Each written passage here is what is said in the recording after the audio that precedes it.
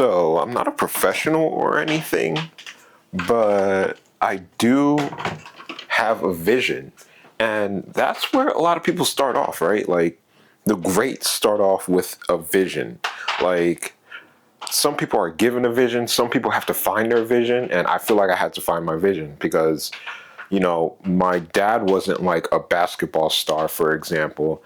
And that's where I know that my life is going to go. Like, I'm not like LeBron James' kids or anything like that. I had to find my passion and what I wanted to do in life. And that was trailblazing life, basically. Like, finding out that fame, what if we broke down fame, basically? So, fame, I would say, comes from within.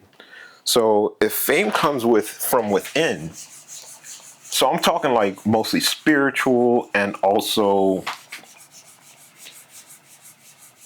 scientific. You know what I mean? Like, there's going to be some backing to this.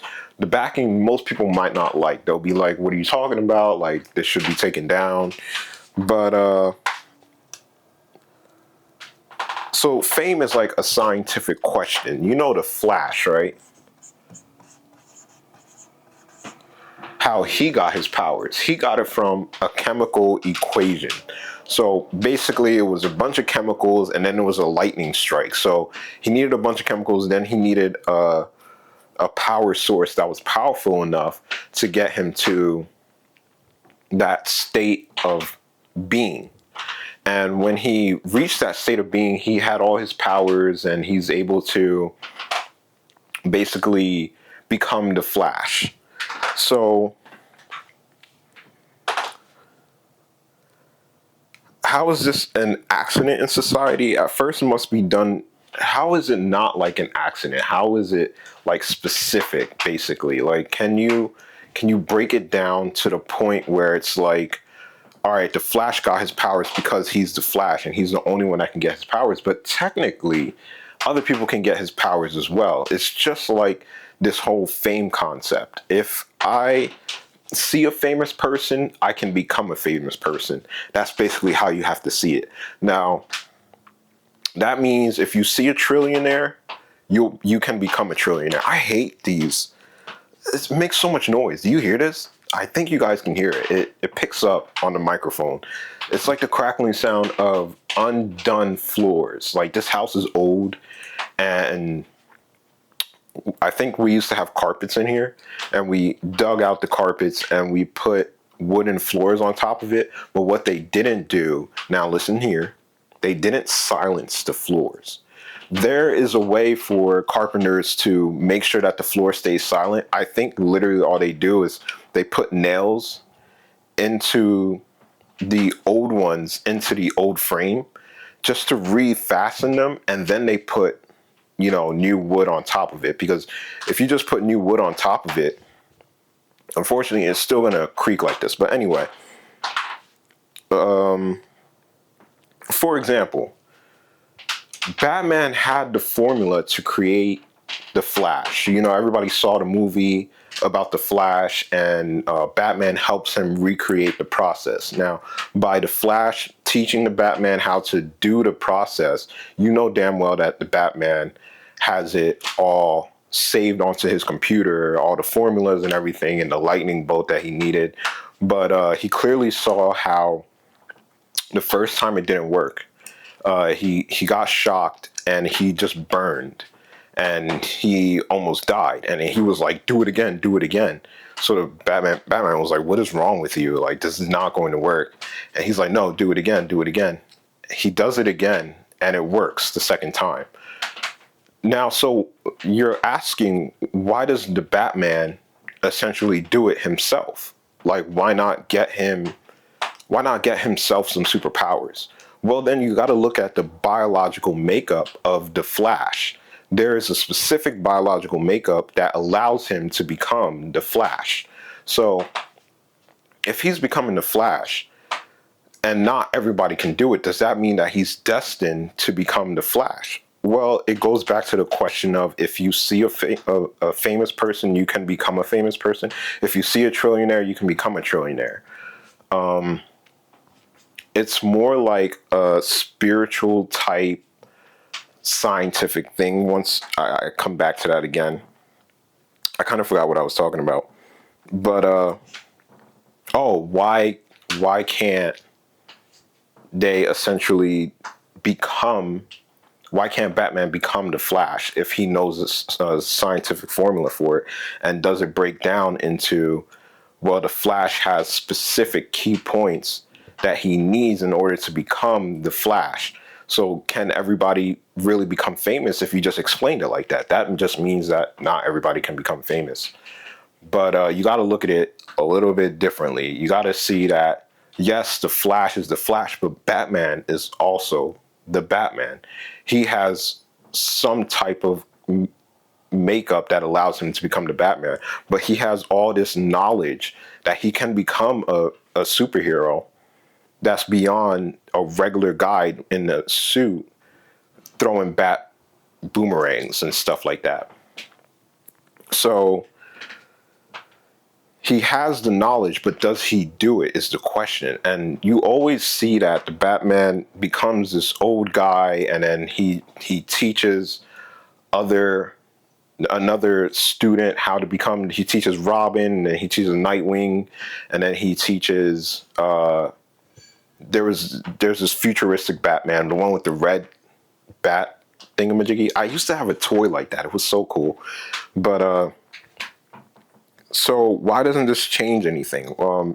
Because there are multiple examples of it. In the world, there are a bunch of famous people. I believe there are artificially created beings. So our famous people, I believe, are artificially created. It's just a person that has essentially become famous because other people willed for it to happen. So I'm speaking of to the point of that, okay, fame is not just something that can be done without some type of scientific backing. So where do I think fame basically comes from? It comes from a chemical makeup. Something chemically is happening inside that person's body that allows them to become famous. So you have these famous people that are famous, but how do they become famous? Because they have this chemical makeup in their body that allows them to basically wield fame. And everybody has it, but not everybody can reach it. You know what I mean? So that's where I'm coming at, where I was like, I believe that I've reached that chemical need to become famous. So that's why I'm working on it. And I got from, instead of going from point A to point B to point C, I went from C, B, and then A. I went kind of backwards because I'll try to explain this. I'll definitely explain this more in detail. Like, as you can see my videos and as you follow along with my life, I had like a chemical, it was just like the Flash. That's why I brought up the Flash. It was like he had these chemicals, and he did an experiment with them, and it happened. So I basically had weed and sassafras, and boom, it just happened. But I had schizophrenia for a long time, and then schizophrenia also plays a part in it. You know what I mean? Schizophrenia is part of your genes. So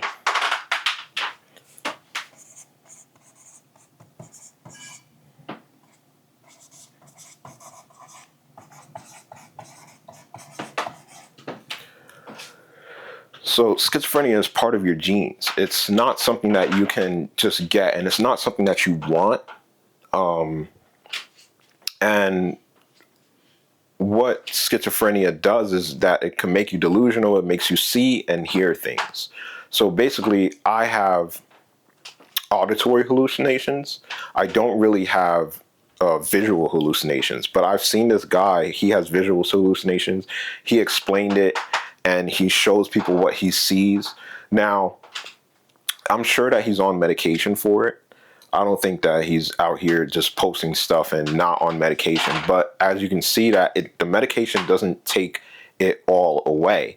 It leaves a little bit of trickle. So basically, schizophrenia is an increase in dopamine. It's an unnatural increase in dopamine that's getting to the brain, and you start doing random stuff out of these dopamine induced states. So you're going in and you're thinking and you're like, oh, I can do this, I can do that, I can do this. Let me try to do these things and try to make it, real, because right now it's a delusion, but I can make it real. So that's how the fame works. At first the fame was a delusion. Now, how do I make it real?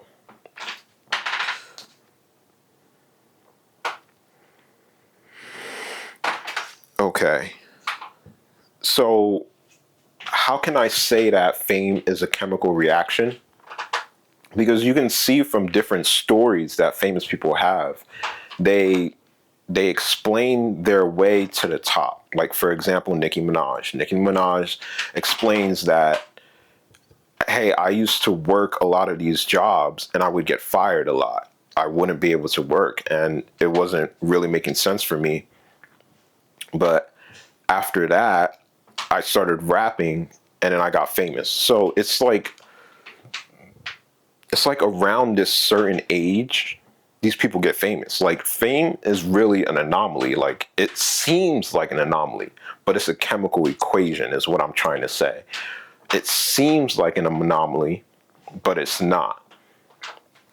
So you have Nicki Minaj explaining that, and she says that she's been through a lot of jobs, and that sounds like something like me. So I could look up to her. I could be like, oh, I understand her story. Like, I can sympathize because I've been through over like 23 or 25 jobs, and she's been through, let's say, like 10. She said that she got hired and fired a lot, and it wasn't working out for her. So the same with me. I could be like, yeah, I've worked that many jobs. Now I feel like I can climb that ladder that you're trying to climb because you've already succeeded. That means I can succeed too. So, but then you have artists that, like The Weeknd, where he's like, he doesn't have a real problem working. He doesn't really show. I don't think he's really talked about it, but he's talked about how he became homeless before he became famous. So he's on his road to fame, and I guess his mom wasn't taking his shit anymore, and she kicked him out, and he was homeless on the streets. It's not like his whole family was homeless. It was just him. So then I can take that and I can sympathize with that too. But as you can see, Nicki Minaj wasn't homeless. Only The Weeknd was homeless. So we have to think about it in a logical way. Like, is fame a logical thing? Does it make sense? Because a lot of times it doesn't. Like, you have these artists, and I'm going to circle around artists because that's what I'm mostly interested in. You have these artists that start out at a random age. Like, it will be, Justin Bieber was like 10, 15, you know what I mean? The Weeknd was like 18, 19. But they start at this random it kind of seems random, but it's kind of the same for everyone. They all get famous around like 18, 19 years old. And that seems a little bit weird, doesn't it? Like, like, I always say this, like, didn't you know that you can sing for years? You should have known that. So why are you just becoming famous now? Like, why are people just starting to believe in you now? Why are you starting to sing now? That makes no sense. Like, why are you starting to rap at 18? Weren't you rapping your whole life? Like, weren't you picking up a pen at 5 years old and you're just like, this makes so much sense, I could rap? But no, they start off at like 18. And basically you see these people and you're just like, oh, I know why they become famous, because you look at their album. And then, like, Spotify has it. You look at their album and you see that there's a whole bunch of names listed. And you're like, oh, that's how they did it. You know, they just had a bunch of people help them get to that point. So it makes sense. For us, it has to make sense. But what I'm saying is it doesn't make sense. What I'm saying is that it's a chemical equation that comes to it. You know what I mean? It means that at 18, they had a huge dopamine spike in their system, but it reads as normal. They're able to keep up with the demands of being famous because when you take on these jobs, you don't technically have like time off and you need to be able to keep up with it. So who can keep up with that? People with like schizophrenia and people that have dopamine problems. These dopamine problems, like schizophrenia is, like I said, it's a huge increase in dopamine that the body is not able to handle, and you basically go out of control. Bipolar is like that. There's other diseases that are like that, but I'm sticking to schizophrenia because that's what I have. So it's basically like a dopamine overload.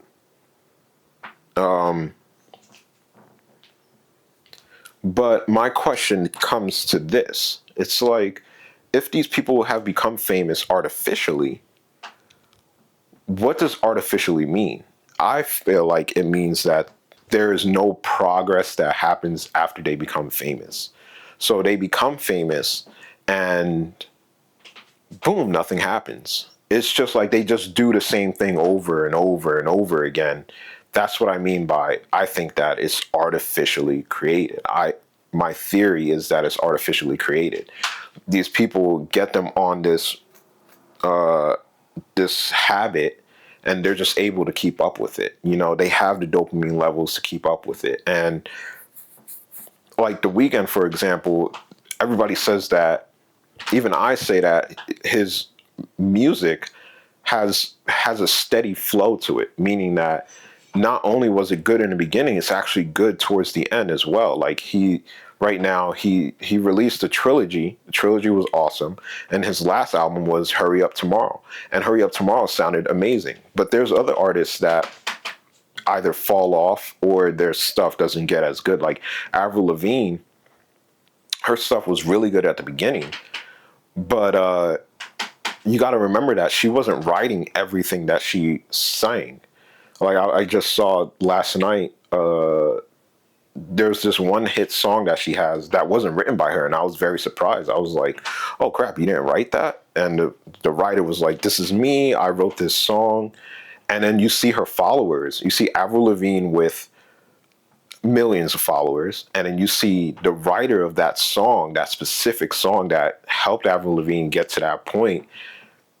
She has like 500 followers. I might be exaggerating a little bit, but she has so little followers, and you're just like, that makes no sense. She's the one that wrote that song, and why is she getting coverage? She has a whole backstory. I should have followed her. This is what I mean, bro. Like, I get ideas, and I'm just like, nah, I shouldn't do that. Like, something stops me, and I feel like that's what happens a lot. So you're wondering, like, so how are you trying to become famous, Abram? I've I've done something chemically to my body by accident. It wasn't planned. It might have been planned in the grand scheme of things, but my whole life I never aspired to become famous or anything like that. Like I never thought, hey, I want to become famous one day. No, it was it was a gradual thing, and it eventually became something real. So right now I'm disabled. I'm legally disabled. So I get disability. I get like $1,100 a month. With that money, I'm buying equipment. I'm basically setting up my life because my whole life I've been trying to do job after job after job. The only thing that stuck in my mind was, oh, I should be working right now. I shouldn't be doing anything else. But life had to create the environment for me to actually do it, because I would have never thought like, hey man, I should just work on content.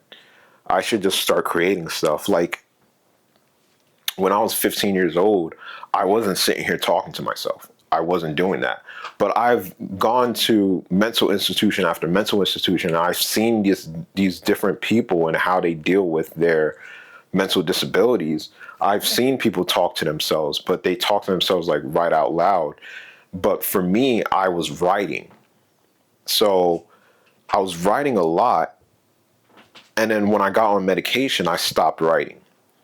So I was like, okay, it was just a fluke. It wasn't real.